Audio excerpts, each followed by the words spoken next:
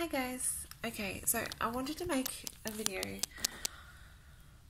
to reach out to you women out there who are wondering whether to be induced or not to be induced. So I'm just going to share my thoughts and opinion, and you guys can make up your own mind. So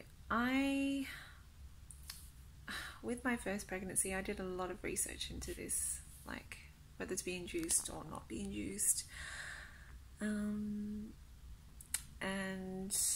I just found, and even through watching all the episodes, the giving birth episodes with women who were being induced as opposed to the women who were arriving to the hospital in natural labor,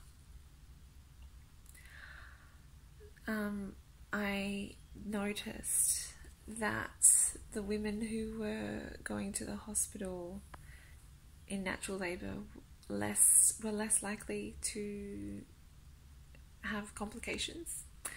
And from the videos that I watched with women who were being induced, they tended to have more complications. For example, like forceps being used, or the baby not being in the right position, the head not being in the right position.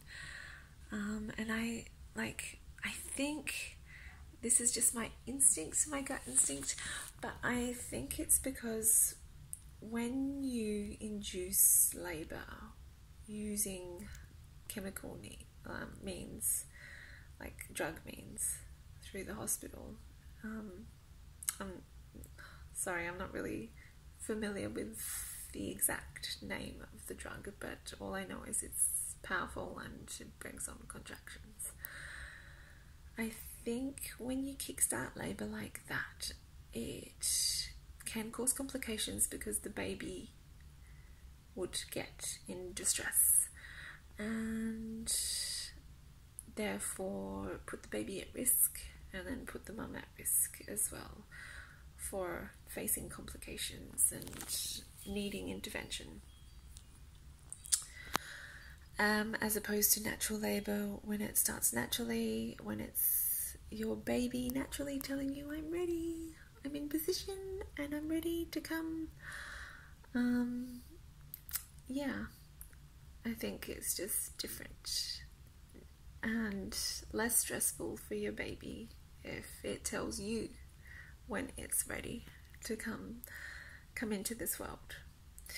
So there was no way I was going to get induced like that. So for me, when Christina came one day early and Carla came one day late. So it's pretty incredible, like how accurate the ultrasounds are with when you're due. But yeah, they were very close to the due date. So with Christina, in the final 2 days, all I did was I researched like natural ways of encouraging labor. And my method was pineapple. So it worked for both. It worked for Christina and it worked for Carla. So whether that worked or whether they just came on their own, I don't know.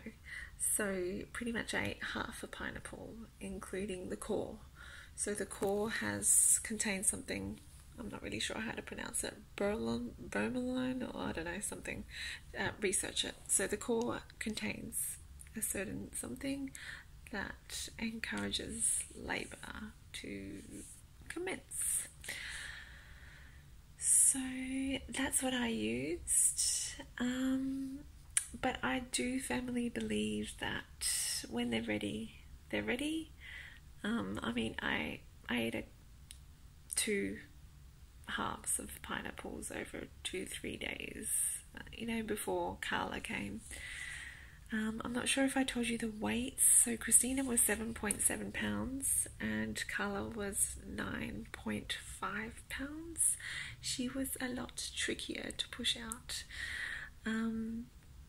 But I'll talk about in the next video in terms of like pregnancy symptoms that I experienced with Carla and my birth story as well. So I'll talk about that in my next video.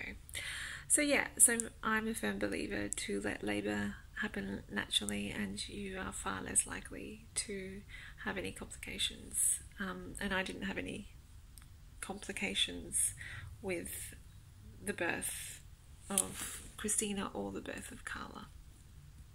So yeah, okay, so I'll talk to you soon. Okay, bye.